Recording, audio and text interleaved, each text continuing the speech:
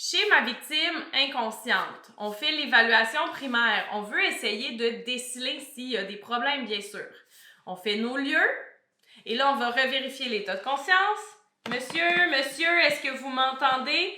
Monsieur, il m'entend pas, il répond pas, donc il ne réagit pas à la douleur. Inconscience, ambulance. Monsieur avec la casquette, avez-vous un cellulaire? Savez-vous où nous sommes? Pouvez-vous appeler l'ambulance? Monsieur à gauche, avec un chandail rouge, pouvez-vous aller me chercher un défibrillateur externe automatisé, un DEA à l'entrée?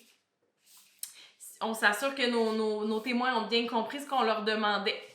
Je vais dégager les voies respiratoires. J'évalue la respiration. B. Mais les 1, mais les 2, mais les 3, mais les 4, mais les 5. Ma victime ne respire pas. Donc, le C, à ce moment-là, il est pour circulation, mais comme il n'y en a pas de circulation, je ne viens pas prendre le pouls. Je vais appliquer un traitement. Je vais venir essayer de régler ce problème-là du fait qu'elle ne respire pas. On prend pour acquis ici, à titre de grand public, que comme une victime ne respire pas, conséquemment, son pouls ne bat plus, ou en tout cas, ça va arrêter dans les prochaines secondes, minutes. Donc, ce qu'on veut venir faire, c'est faire la réanimation cardio-respiratoire.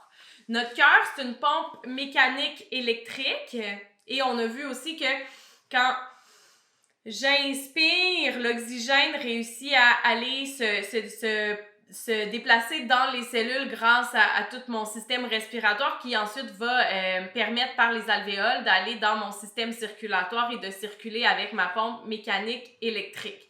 Donc, nous, à ce moment-là, on va venir remplacer ces fonctions-là. La pompe mécanique, ça va être mes compressions. La pompe, le côté électrique sera quand le défibrillateur pourra arriver et qu'on pourra l'utiliser. Et le côté ventilation, respiration, bien, ça se fera avec ma ventilation qui sera administrée à ma victime à l'aide d'une barrière de protection. Donc, si je récapitule, on fait l'évaluation. Je l'ai faite très lentement. Là, je vais vous montrer qu'on pourrait faire certaines choses simultanément pour limiter les délais. OK?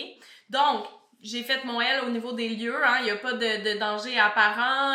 Qu'est-ce qui pourrait être un danger? J'en vois pas. État de conscience, monsieur, est-ce que vous m'entendez? Il est inconscient. Dans ma tête, je sais que je vais avoir à appeler l'ambulance, mais je vais pouvoir tout de suite aussi évaluer la respiration rapidement pour pouvoir me mettre en compression si nécessaire. OK?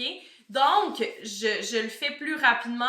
Monsieur, est-ce que vous m'entendez? Il répond pas. Je dégage les voies respiratoires, mais les 1, mais les 2, mais les 3, mais les 4, mais les 5, il ne respire pas. Je me positionne pour les compressions. Je pourrais les faire et dire, monsieur, vous avez un cellulaire, appelez l'ambulance s'il vous plaît. Monsieur, avec le chandail rouge, allez chercher le défibrillateur à l'entrée. Pendant ce temps-là, je fais des compressions et cette personne-là, dans le fond, elle demeure oxygénée ou en tout cas, on maintient ses fonctions vitales le plus rapidement possible, oxygénée, puis la circulation se passe si je fais les choses simultanément.